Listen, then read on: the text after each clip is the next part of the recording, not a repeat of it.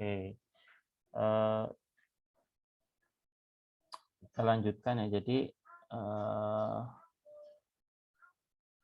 sebelum kita menyelesaikan perhitungan term loan dan leasing, saya berulang-ulang akan menjelaskan mengenai apa namanya cerita ya, bukan filosofi juga, tapi ya cerita di balik apa yang dimaksud dengan term loan dan leasing ya.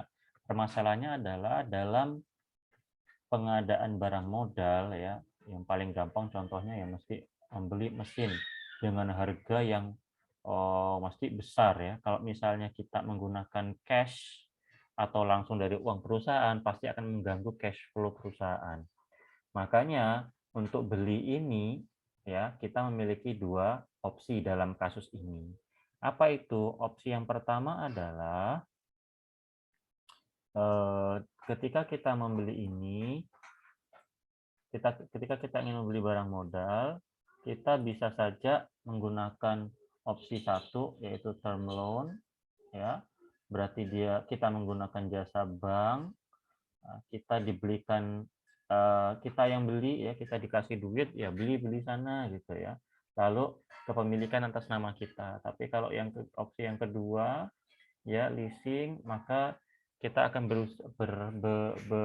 berinteraksi dengan perusahaan leasing ya. Kita akan menggunakan sewa guna, perusahaan leasing ini yang akan membelikan, dan kepemilikan atas nama perusahaan leasing. Lalu biasanya sesuai perjanjian sebenarnya, tapi biasanya perusahaan leasing mengharapkan akan menikmati nilai sisa dari umur ekonomis barang yang dibeli.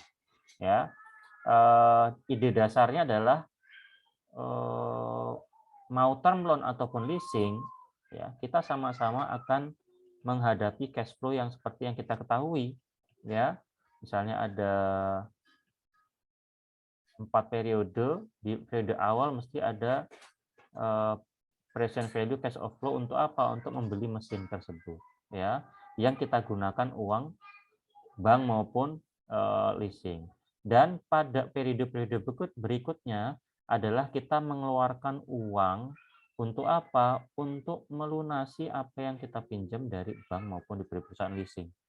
Nah, ide dasar dalam perbandingan term loan dan leasing adalah kita sebenarnya kan ini juga proyeksi cash flow ya. Proyeksi cash flow itu kita lakukan ya. Pasti ini ada nominal yang keluar ya.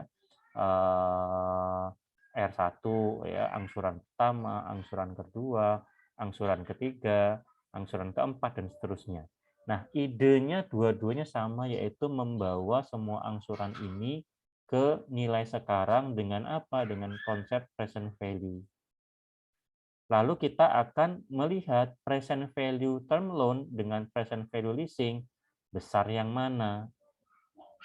Ya, yang akan kita pilih pasti nilainya yang paling kecil. Ya, cash outflow yang kita keluarkan di masa depan, lalu kita present value kan ke masa sekarang, kita jumlahkan present value cash outflow kita, lalu kita apa namanya? Lalu kita bandingkan present value cash outflow dari term loan dengan present value cash outflow dari leasing, mana yang lebih kecil. Itu ide dasarnya. Oke, sekarang kita langsung akan melihat apa namanya? Perbandingannya ya. Teman-teman, untuk biar gampang kita menggunakan soal latihan yang ada di buku dulu ya, biar sama gitu ya. Nanti kita akan pakai soal latihan yang lain untuk latihan. Soal latihan yang di belakang bab untuk latihan ya. Teman-teman, nanti akan saya kasih ini juga, tenang aja. Nah, ini saya share screen dulu. Nah, ini ada Excel untuk latihan term loan dan leasing. Nanti teman-teman juga boleh untuk ini ya, untuk saya kasih untuk di latihan. Oke, sudah terlihat ya Excel saya. Jadi teman-teman, bentar. Jadi teman-teman, untuk melakukan perbandingan tadi ya sudah ada langkah-langkahnya dan tinggal diikutin aja. Sekarang kita lihat langsung contoh soal biar gampang ya. Ada ilustrasi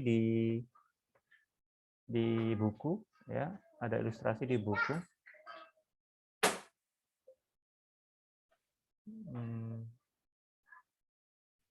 Kita lihat.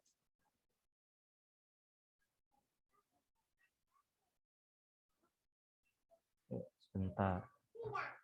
Oh, karena teman-teman banyak yang nggak punya buku, saya terpaksa harus tuliskan ya. Ada soal.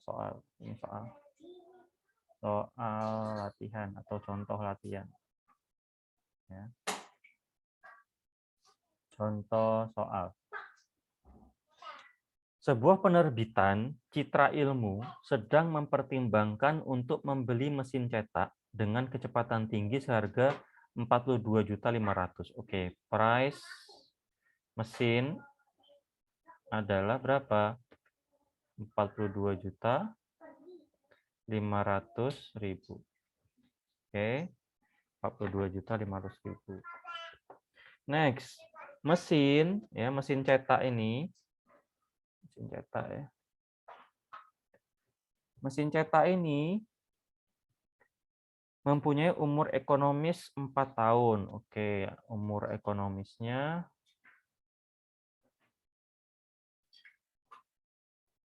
adalah 4 tahun.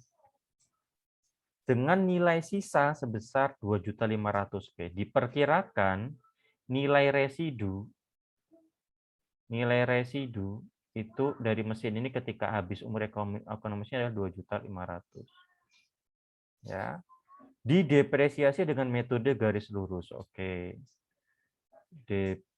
Depresiasi dengan garis lurus. Nanti kita untuk menghitung depresiasinya menggunakan metode garis lurus ya. Perusahaan mendapatkan 2 penawaran pembiayaan. Oke. Jadi ada 2 tawaran pembiayaan. Apa itu? Yang pertama, tawaran pinjaman dari Bank Fuji. Oke, kalau bank berarti sudah pasti ini yang namanya term loan, ya. Bank Fuji itu ingin meminjamkan dana untuk kita membeli mesin cetak itu dengan tingkat bunga 15% per tahun. 15% per tahun. Ya, pinjaman diangsur setiap akhir tahun. Oke, keterangannya adalah ordinary annuity. Oke. Selama 4 tahun. N4 tahun. Tawaran yang kedua, ada tawaran sewa guna dari Dharma Leasing Company. Oke. Udah pasti dari namanya Dharma Leasing Company. Mesti dia leasing. Apa itu kesepakatannya? Dengan pembayaran sewa 15 juta ya, per awal tahun selama 4 tahun. Nih, 15 juta ya per awal tahun selama 4 tahun. Jika diasumsikan saat ini perusahaan harus menanggung cost of capital, oke, keterangan lagi. Cost of capital 16% dengan tingkat pajak ya, tax itu 40% per tahun, maka berdasarkan informasi di atas, tentukan alternatif pendanaan mana yang seharusnya dipilih oleh penerbit Citra Ilmu.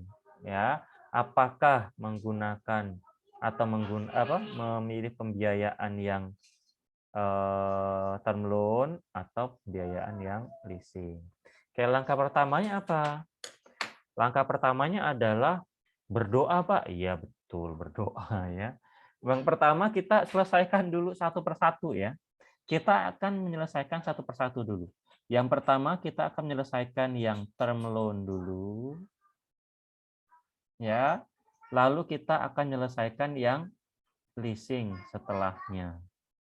Sekarang fokus kita kemana? Teman-teman fokusnya ke term loan dulu ya, ke pinjaman Bank Fuji ini. Apa yang harus kita lakukan yang pertama? Kita lihat di sini.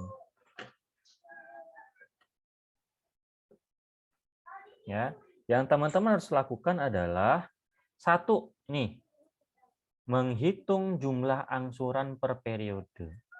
Ya, menghitung jumlah angsuran per periode. Kita lihat apa tadi? Dia ordinary annuity I15% N 4 tahun. Berarti kita akan mencari dengan menggunakan ordinary annuity. Ya, ordinary annuity. Oke. Ada yang mau coba cari, teman-teman? Saya persilahkan. Berapa payment-nya per tahun? Jadi kita punya informasi I-nya sama dengan berapa tadi? I-nya sama dengan 15% per tahun, ya. Lalu N-nya 4, ya. Lalu PV-nya 42.500.000. Berapa payment-nya? Menggunakan Arduino. Kalau misalnya pakai rumus Excel gampang juga sebenarnya. Cuman teman-teman nanti ketika apa namanya? Ketika ujian harus wajib memberikan jalan cerita dari berapa besaran payment ini dapat dari mana. Kalau pakai Excel tinggal sama dengan PMT ya. Nah, rate-nya berapa? Ya. Lalu dan seterusnya bla bla bla bla bla. Rate-nya itu adalah 15%. Ya. And per ini apa? Nah, teman-teman tinggal apa namanya? Masukkan informasi-informasi yang ada di sini. Ya. 4 present value-nya berapa? 42.500.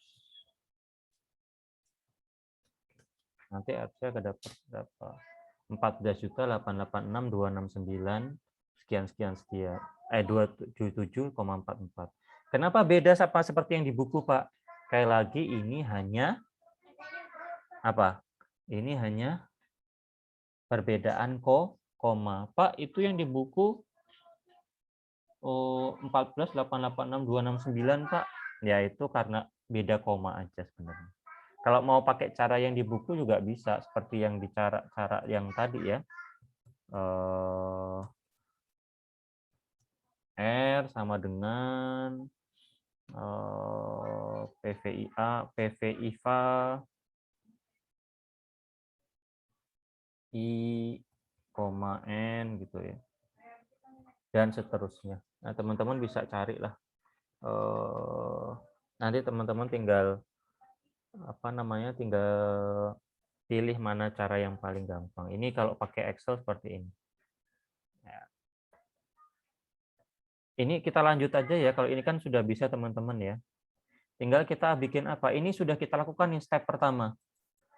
Ini kebetulan sekali lagi saya pakai Excel, jadi angkanya belakangnya aja yang beda gitu ya. Belakangnya aja yang beda. Oke.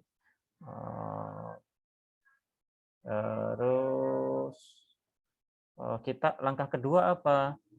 Membuat tabel amortisasi. Oke. Setelah kita mendapatkan jumlah angsuran per periode, kita membuat tabel amortisasi. Ya. Bentar, ya, ada background. Kita akan membuat seperti ini akhir tahun, angsuran tetap, seperti yang dibuat teman-teman tadi. Lalu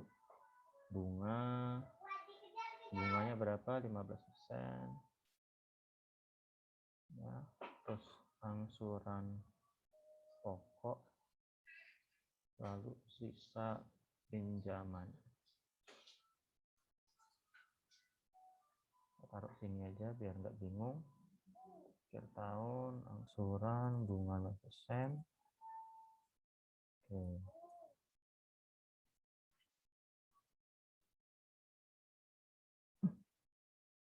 Kita ada berapa tahunnya? Ada 4 ya. 0, 1, 2, 3, 4.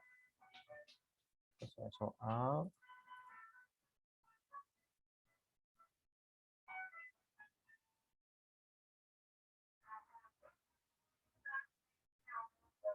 Nah, sisa pinjaman untuk apa namanya? Akhir tahun ke 0 karena dia ordinary annuity ya akhir tahun ini. Oke. Akhir tahun berarti sisa pinjaman tidak berkurang dari awal ya. Berapa? Sama dengan 42.500.000 yaitu nilai mesin. Oke. Baru di tahun pertama untuk ordinary annuity angsuran tetapnya sama dengan ini ya. Oke. Oke. Ini kenapa merah ini karena otomatis sih. Dia Excel-nya. Kalau nggak mau kayak gini bisa kayak gini. Sorry. Nggak apa-apa sih kayak gini nggak apa-apa. Ya. Itu emang minus ya Pak hasilnya? Enggak sih, itu karena otomatis Excel aja. Karena otomatis Excel kan dia payment itu kan ngurangin cash flow kita kan, cash outflow kan. Karena ini rumus angsuran. Kalau nggak mau ya bisa diilangi kok ininya. Bisa diilangi apa namanya? Negatifnya ya pakai cara apa? Kayak gini ya bisa. Kayak gitu. Ya, untuk keperluan pembuatan tabel kita. Gitu ya, Mbak ya? Ya, Pak. Ya, itu hanya karena otomatis Excel aja. Oke. Angsuran tetap selalu tetap ya. Lalu bunga adalah 15% sama dengan 15% dikali dengan sisa pinjaman. Oke. Lalu angsuran pokok sama dengan angsuran tetap dikurangi bunga.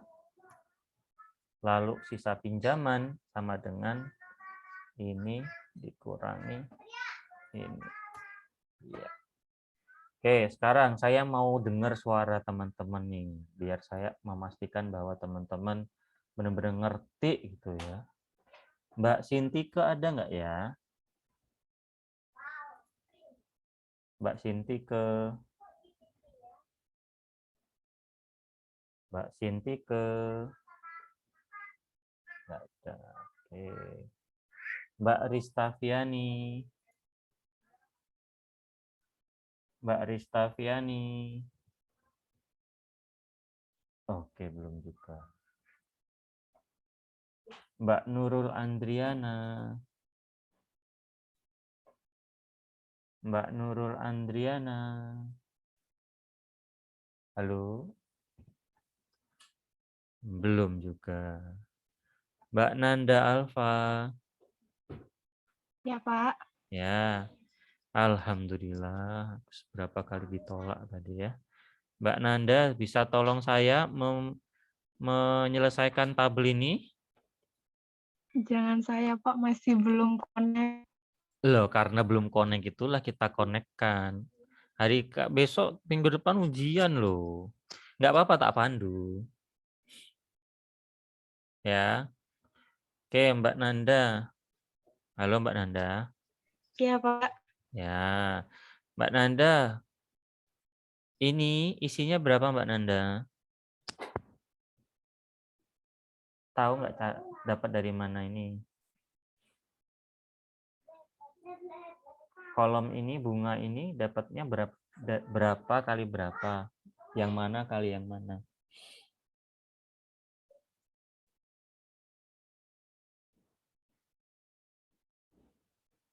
Dari yang sisa pinjaman. Sisa Dikalikan pinjaman. sama 15%. Oh, itu bisa. Tanya nggak bisa. Pinter itu kok. Oke. Ya. Terus, ini angsuran pokok ini dapat dari mana, Mbak Nanda? Carinya gimana? Selisih angsuran tetap sama bunga nggak, Pak? Iya, betul. Itu bisa. Oke. Terus ini berapa, Mbak Nanda?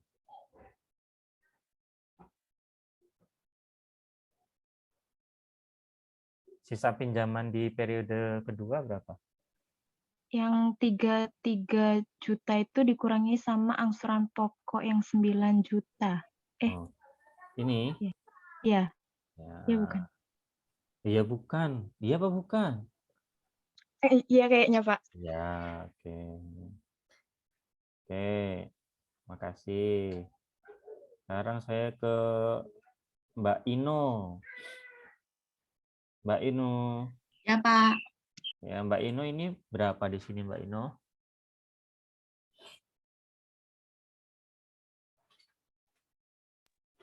Sisa pinjaman dikali 15% ya, Pak. Oke. Terus ini? Selisih dari angsuran tetap sama bunga. Oke. Ini? Sisa pinjaman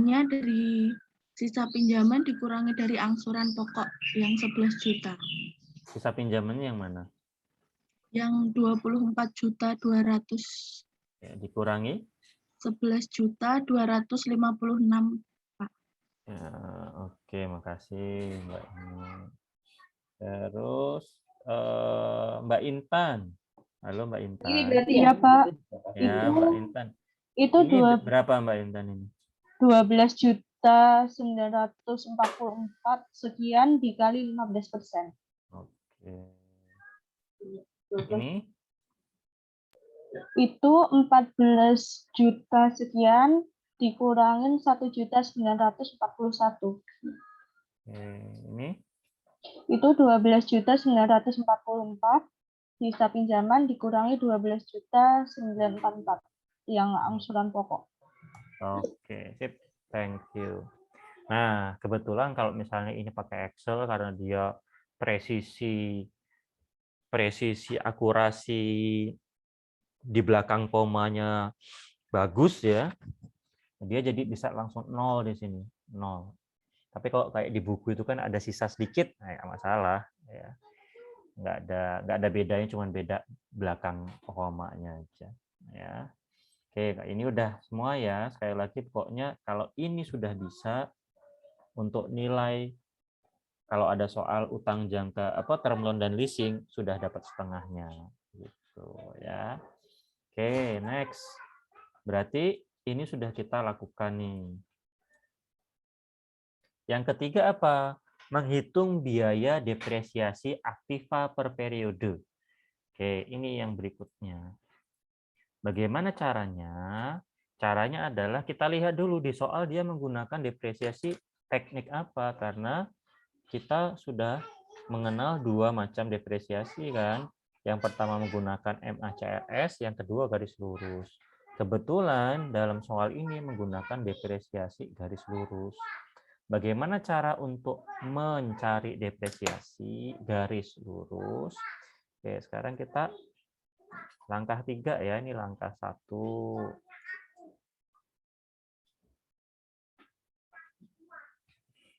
Ya, langkah 1, ini langkah 2. Oke, terus langkah 3 nih. Langkah 3, hitung depresiasi. Menggunakan garis lurus ya. Untuk menghitung depresiasi garis lurus adalah harga perolehan dikurangi dengan nilai residu ya dibagi dengan ini kurung dibagi dengan nilai sisa mana ya tadi. Nah, ini umur ekonomis.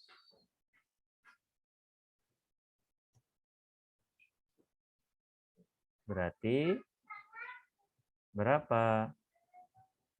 42.500.000 dikurang 2.500.000 dibagi 4. Kok 5? 4. Dari mana Pak? Dari soal. Sama dengan berapa? 42.500 dikurang 2.500 bagi 4. Sama dengan ini. Ya, berapa ini? 10 juta. Ya, ini sudah kita dapatkan. Ini sudah kita dapatkan. Berarti langkah yang ketiga sudah kita lakukan ya. Langkah 1, langkah 2, langkah 3 menghitung depresiasi. Ya, berarti ini sudah kita lakukan.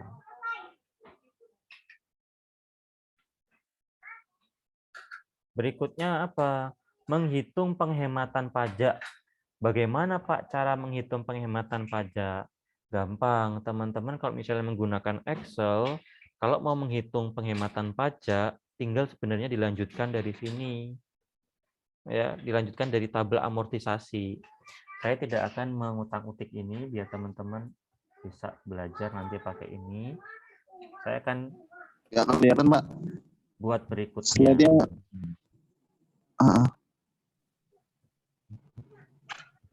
slide-nya agak rusak, Pak.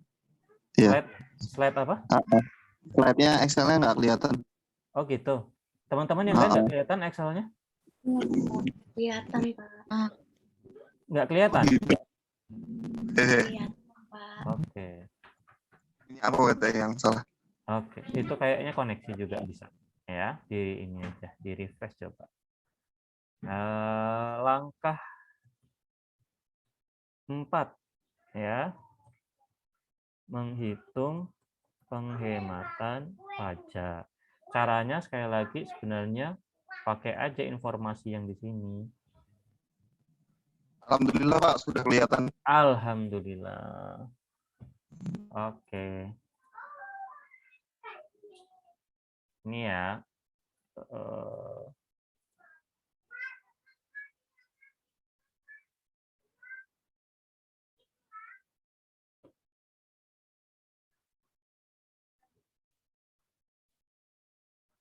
Oke.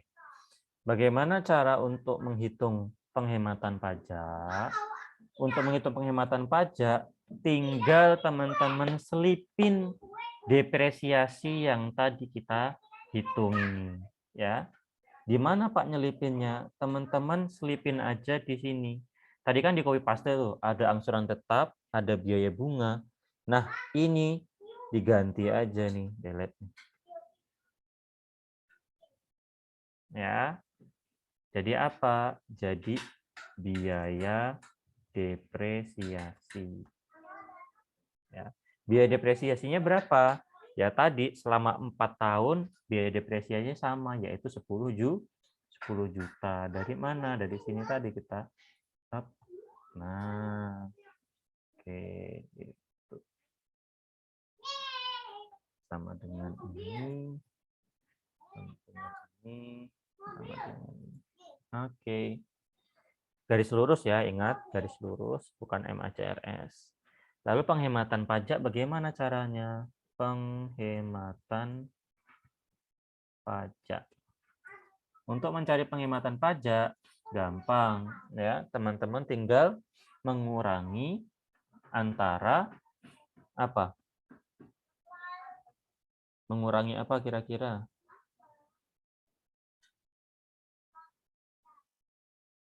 Teman-teman ada yang bisa lihat di buku apa dikurangi apa kira-kira untuk menghitung penghematan pajak?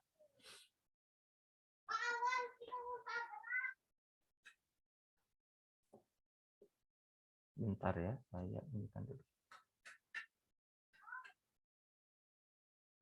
Apa? Dikurangi apa kira-kira penghematan pajak itu?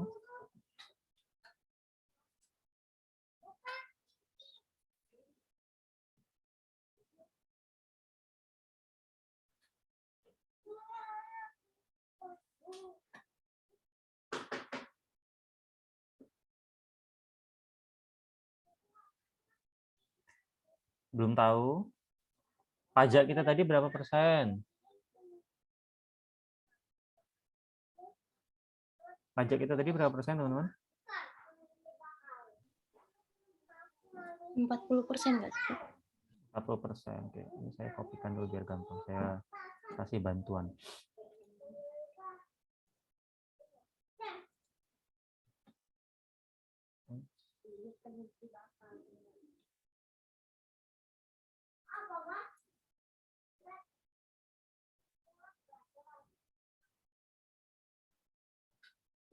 Bentar.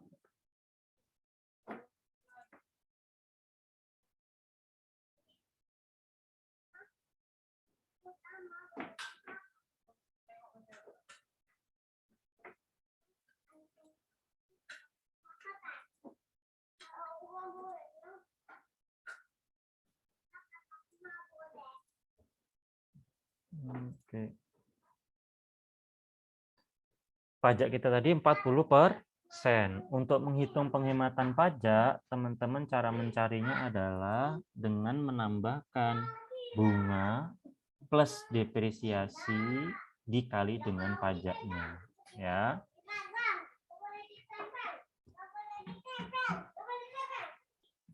Sama dengan bunga. Excel saya sudah kelihatan ya? Tambah Ya, Pak. kali berapa pajaknya tadi? 40% atau 0,4 juga boleh. Oke. Itu adalah cara menghitung penghematan pajak, ya. Pajak dengan catatan ini nanti dilihat lagi di, kalau kecepatan lihat di record aja ya. Penghematan pajak sama dengan biaya bunga ditambah biaya depresiasi dikali tarif pajak. Oke, itu catatannya. Penghematan pajak untuk akhir tahun pertama adalah 6.550.000. Itulah kalau ada yang punya buku ini ya. Kalau yang nggak tahu dapat dari mana itu dapatnya dari sana yang punya buku ini. Kok bisa dapat 6.550.000 itu dapat dari mana Pak? Dari biaya bunga ditambah biaya depresiasi dikali tarif pajak. Nah, kalau misalnya pakai Excel ya tinggal di drag saja. Ya, tinggal di drag saja. Oke. Tinggal di drag. Pak, beda Pak sama yang di buku. Sekali lagi perbedaannya karena tadi dari awal kita udah beda ya. Tapi bedanya beda-beda tipis, nggak masalah. Ya, bedanya beda-beda tipis. Karena dari awal tadi kita udah secara angsuran udah beda karena saya pakai Excel ini ya. Oke, berarti penghematan pajak sudah kita hitung. Berarti yang ini sudah kita lakukan. Setelah menghitung penghematan pajak, apa yang kita lakukan?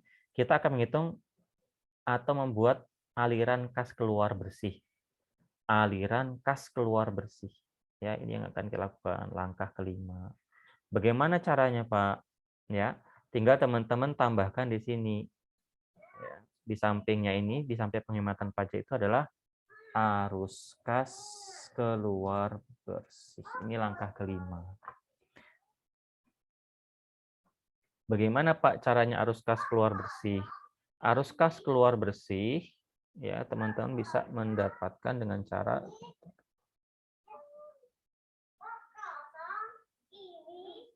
ya. Ini saya kasih satu lagi. Ini A, ini B,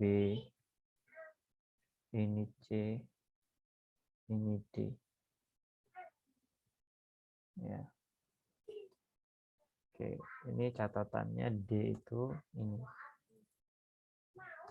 Nah, arus kas keluar bersih itu adalah A dikurang B. A itu apa? Angsuran tetap dikurangi dengan penghematan pajaknya. Makanya teman-teman kalau di situ juga nggak ada ini dapat dari mana sih 8.336 itu yang ada di buku itu ya? Dari sini. Angsuran tetap dikurangi penghematan pajak. Boom. Ya, kalau mau pakai koma di belakang ya nggak apa-apa. Oke, tinggal di drag. Up. Oke. Ini adalah langkah ke-5. Setelah menghitung penghematan pajak, menghitung arus kas keluar bersih dengan cara mengurangi angsuran tetap dengan penghematan pajak. Berarti ini sudah kita lakukan. Berikutnya apa? Menghitung biaya utang setelah pajak. Ya, menghitung biaya utang setelah pajak. Oke.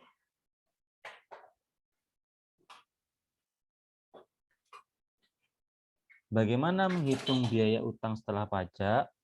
Ya. Kita harus cari dulu biaya utang setelah pajak itu berapa. Ya. Saya kasih rumusnya sebentar. Saya tuliskan. Biaya utang setelah pajak itu kita lambangkan dengan KI. Ya, KI. Biaya utang setelah pajak itu sebenarnya berupa persentase.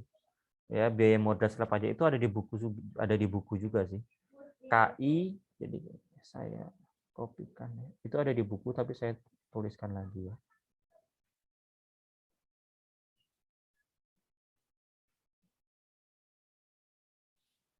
Caranya adalah seperti ini.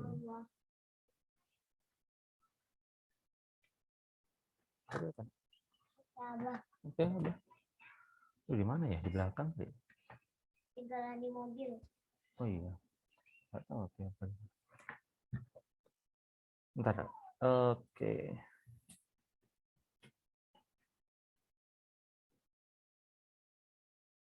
Nah, ini juga ada di buku ya. Yang kita lakukan adalah menghitung. Kalau di buku itu tulisannya adalah menghitung biaya modal setelah pajak KI. Setelah menghitung arus kas keluar bersih, kita menghitung ini ya, langkah ke-5. Langkah ke-6.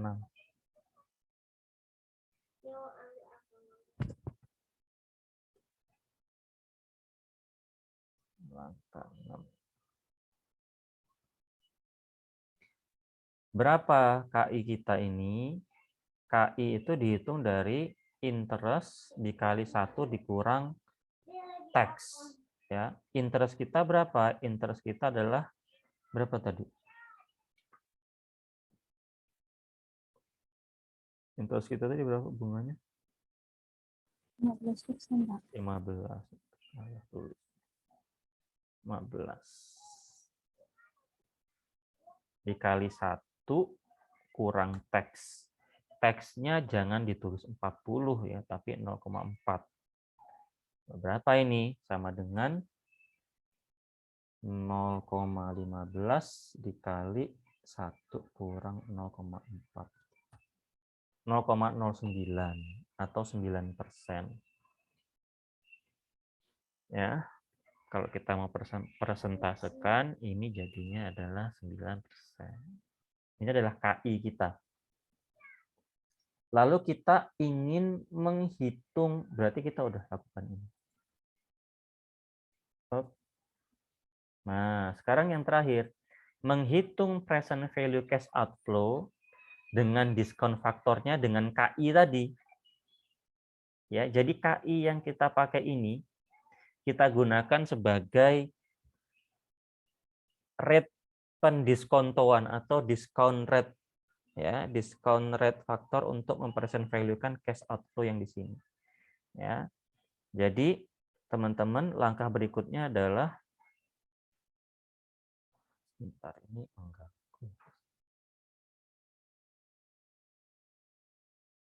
Oke.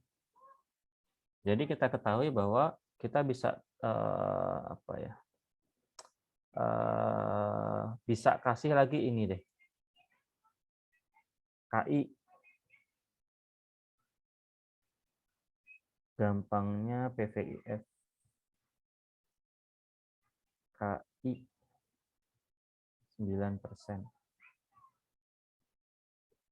Nah, teman-teman harus melihat di tabel berapa present value interest factor untuk KI 9%. KI itu adalah biaya utang setelah pajak atau biaya modal setelah pajak ya, biaya utang atau modal setelah pajak.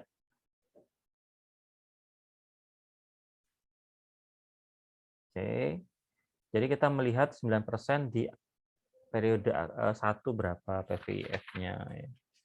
PVIF coba kita lihat di tabel belakang ya.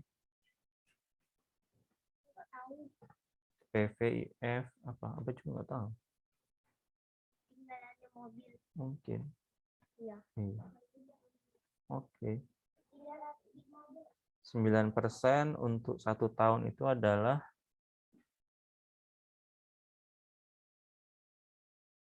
nah, ini untuk yang 0 ya 1 ya.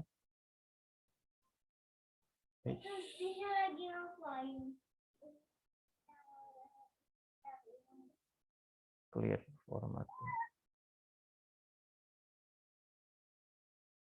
1 ya.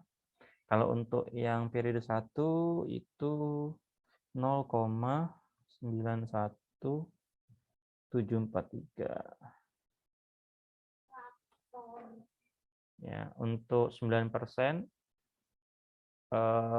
di tahun kedua 0,84168.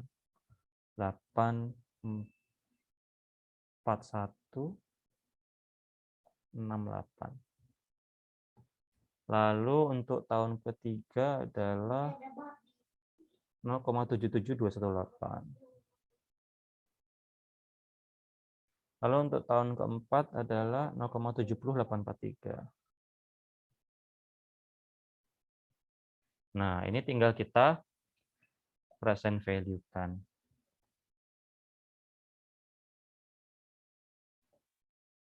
Babi. Siapa itu Niki? Babi.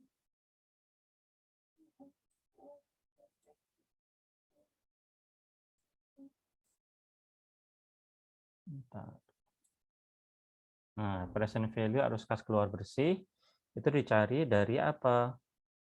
Misalnya ini ya. Oh, ini tadi saya kasih di sini aja. A dikurang D. Ini F. Ya.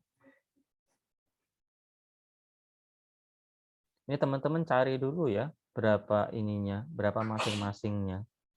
Ya.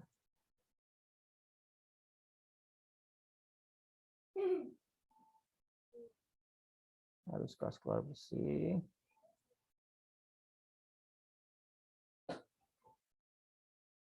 Ini tadi berapa sih di sini? Belum ada ya. Oke. Ini enggak ada. E kali oh, bentar, nanti bingung E-nya enggak ada. Ini E. E F. Nah, kayak present value biasa. Ini karena kita bukan annuity due ya, berarti ini kosong. Oke. Nah, ketika teman-teman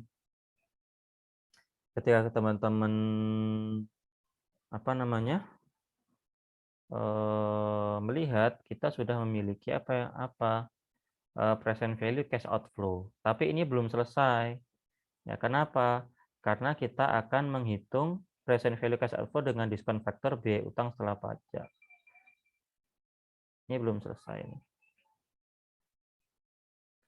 Caranya adalah teman-teman menambahkan apa? Kalau misalnya sambil dilihat di bukunya, ya, teman-teman akan mendapatkan di tahun kelima penjualan sisa atau nilai residu sebesar berapa? 2.500.000. Nah, kenapa di buku itu ada kata-kata minusnya? Ada yang bisa menjawab? Karena dari tadi di sini adalah angka outflow. Sedangkan di akhir tahun kelima kita mengharapkan ada cash inflow. Dari mana? Dari penjualan sisa nilai residu si mesin tadi. Ya, ini kan ada di soal tadi mana ya? Nah, ini. Nilai residunya 2.500.000. Berarti di periode kelima ada pemasukan. Karena pemasukan, ya dari tadi kita menghitungnya pengeluaran dan ini pemasukan, makanya di buku itu minus. Nah, ini harus kita hitung juga sesuai dengan yang tadi ada penghematan pajak. Penghematan pajaknya berapa? Ya teman-teman tinggal kalikan seperti yang tadi, sama dengan, ini kita drag aja. Sorry. Sama dengan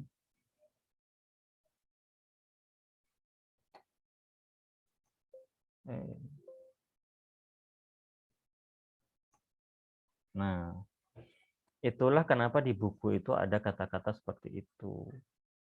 Ya, arus kas bersihnya sama dengan, tinggal kita drag ke bawah. Ya. Terus PV outflow-nya berapa? PV cash outflow-nya untuk yang ini kita lihat juga. KI untuk periode kelima.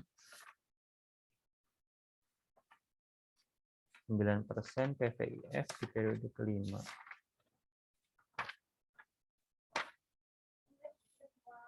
PVIF 9% periode kelima itu berapa? 0,64993. 0,64993. Oke, itulah dapat dari mana angka-angka yang ada di buku itu. Ya, tinggal teman-teman jumlahkan PV cash flow out bersih ya. Tinggal dijumlahkan. Ini adalah angka yang akan kita bandingkan dengan yang term loan tadi. Ya. Nah, yang agak aneh sebenarnya yang ini aja. Bukan aneh sebenarnya. Kalau teman-teman, Pak, yang ini kan tandanya nggak negatif. Kok ini negatif, Pak?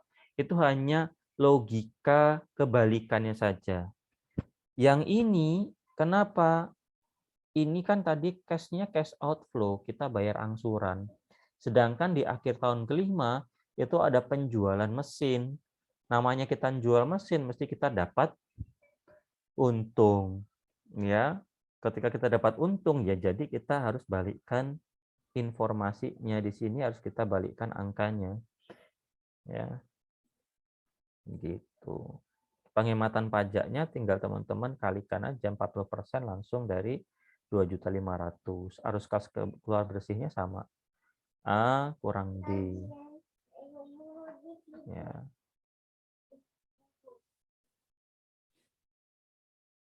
Ini adalah PV cash outflow untuk term loan. Seperti yang ada di buku. Pak, beda angkanya Rp30. Sekali lagi dari awal kita udah beda dengan yang di buku, tapi nggak masalah. Hanya perbedaan koma aja. Ini ya, yang membuat berbeda itu dari awal payment-nya udah beda. Nah, ini adalah cash net present value cash outflow term loan. Present value cash flow out term loan.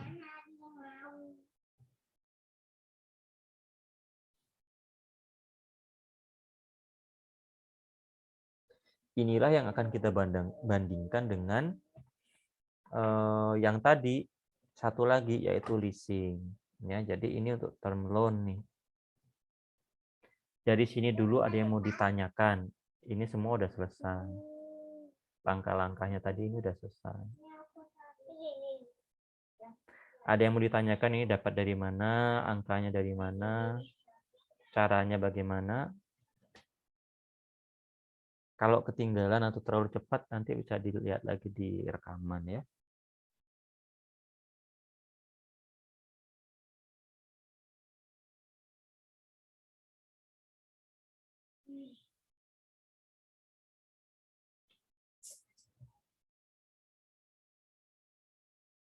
Ada yang mau ditanyakan atau lanjut?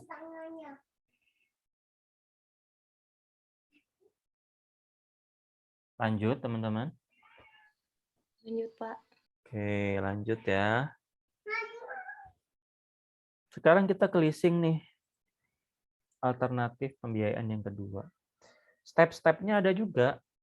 Menghitung biaya sewa per periode. Oh, biaya sewa per periode kita udah tahu.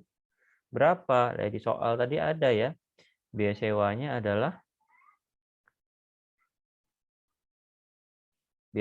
berapa? Biaya sewanya adalah mana tadi? Ini ya, 15 juta per awal tahun. Ingat, awal tahun selama 4 tahun. Nah, hati nih alternatif leasing ya. Alternatif leasing yang sekarang. Ya, R sama dengan 15 juta per awal tahun selama 4 tahun. Berarti kita tinggal membuat tabel yang tadi.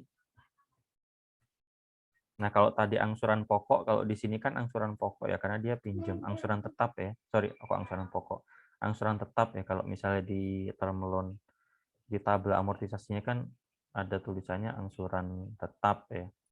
Tapi kalau di sini nanti pakainya biaya sewa, karena dia memang sewa guna kan.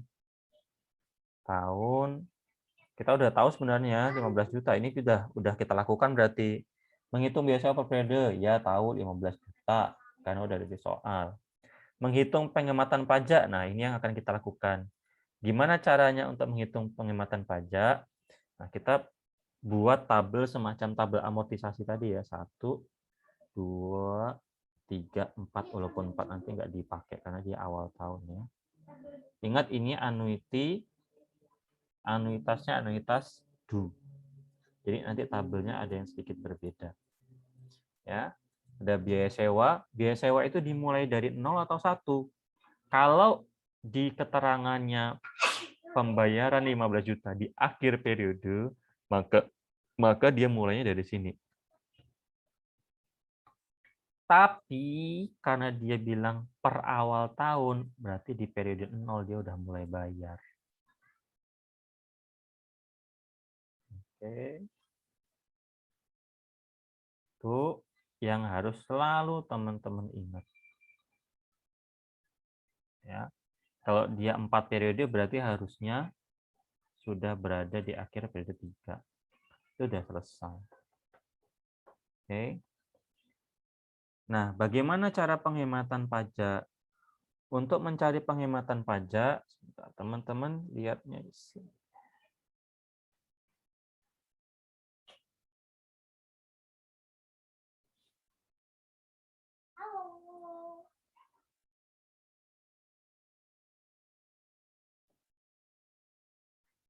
Ini awal periode.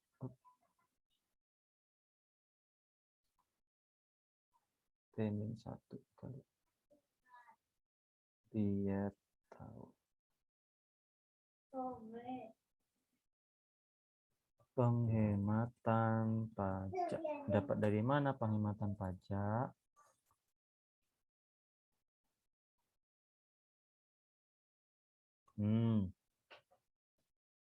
Ini ya. T-1 kali tarif pajak. Ya, T-1 kali tarif pajak. T-1-nya ini enggak ada ya. Ini berarti masih 0 nih. Masih enggak ada nih. Ya, T-1 itu udah belum ada kan? Di sini belum ada. Di sini belum ada. T-1 0 min periode sebelum 0 kan belum ada apa-apa biaya sewa ya. T-1 ini belum ada, berarti sama dengan 0 dikali pajaknya berapa? 0,4. Masih 0. Tahun kedua, akhir tahun ke-1 sama dengan T-1 atau ini dikali 0,4 atau 40%. Itu ada kenapa dapat 6 juta di situ. Terus T-1 Ya, di sini masih ada nggak T-1-nya? Ada. Untuk periode kedua, T-1 ya, sama dengan T-1 di sini dikali 40%. Ya, saya kasih keterangan pajak sama dengan 40%. Ya. Untuk periode ketiga, ada nggak T-1-nya? Ada di sini. Berarti sama dengan ini dikali 40%. Di periode keempat, di sini kan 0, Pak. Berarti di sini nggak ada. Tapi rumus kita T-1 kali tarif pajak. T-1-nya ada nggak di sini? Ada. Ini masih ada 15 juta di periode 3 ini kan T-1-nya. Berarti sama dengan T-1 dikali tarif pajak. Itulah kenapa di buku itu sampai ada pajak di periode keempat, padahal kita nggak ada bayar beasiswa lagi, Pak, karena dia rumusnya T-1 kali tarif pajaknya. Nah, sekarang arus kas keluar bersihnya seperti apa? Sama kayak tadi. Arus kas keluar bersih. Ya, caranya seperti apa? Nah, ini arus kas keluar bersih adalah biaya sewa dikurangi penghematan pajak. Berarti bagaimana Pak caranya? Sama dengan ini dikurang ini aja. Nah, kita drag sampai ke bawah. Itulah dapat angka-angka di buku itu seperti itu. Ya, berarti kita tadi sudah jam ke sini tuh. Ini sudah. Ini juga sudah. Dengan cara mengurangi biaya sewa dengan penghematan pajak. Apa berikutnya? Menghitung present value cash outflow. Nah, present value-nya sama kayak tadi, teman-teman. Ya.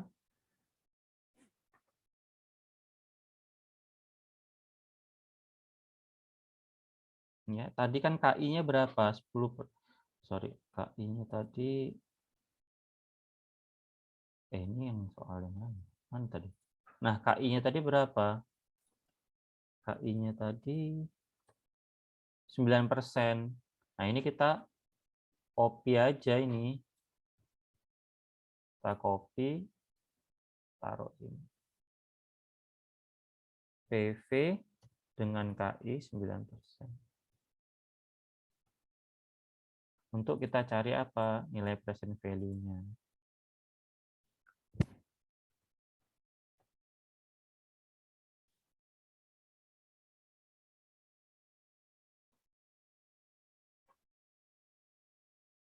Berapa, Pak? Tinggal dicari aja. PV cash outflow. Sama dengan ini dikali PVIF. PVIF-nya.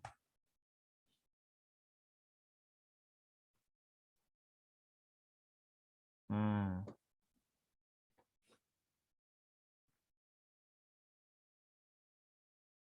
Ini. PVIF ya ini ya, PVIF dengan KI 9%. 9% dari mana, Pak? Yang tadi kita cari tadi. Ini 9% itu dapat dari sini.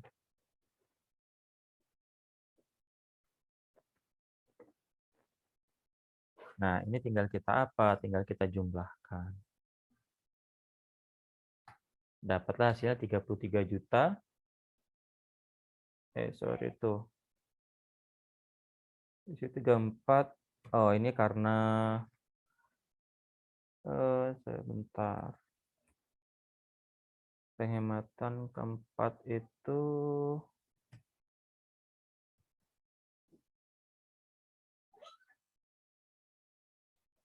%. 7. Iya sih, ini karena ini tadi ya, karena perbedaan apa namanya? Sorry, 10% ya gitu. 10%, 9%, 9% kan. Oke, sama kok. Sama, ini ada koma-koma aja bedanya kayaknya. Ya. Inilah yang kita bandingkan dengan term loan. Beda dikit karena koma aja. Yang term loan PV cash outflow-nya segini. Kita kasih keterangan. Pak, beda dikit, Pak. Iya, nggak apa-apa.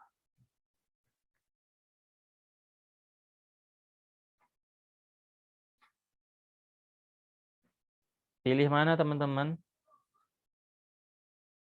Pilih term loan atau leasing. Present value-nya term loan 28566. Present value-nya leasing 33531. Pilih yang mana, teman-teman? Pilih yang lebih besar atau yang lebih kecil? Kita harusnya memilih ketika pembayaran kita lebih kecil. Jadi untuk pengadaan mesin ini, ya mesin cetak ini kita menggunakan pembiayaan berupa term loan. Kenapa? Karena present value cash outflow yang kita bayarkan ke pihak penyedia dana atau penyedia sewa guna itu lebih kecil term loan nih. Makanya ini yang kita versuskan tadi. Ini kita versuskan dengan ini. Mana yang lebih kecil itu yang kita pilih. Begitu kira-kira.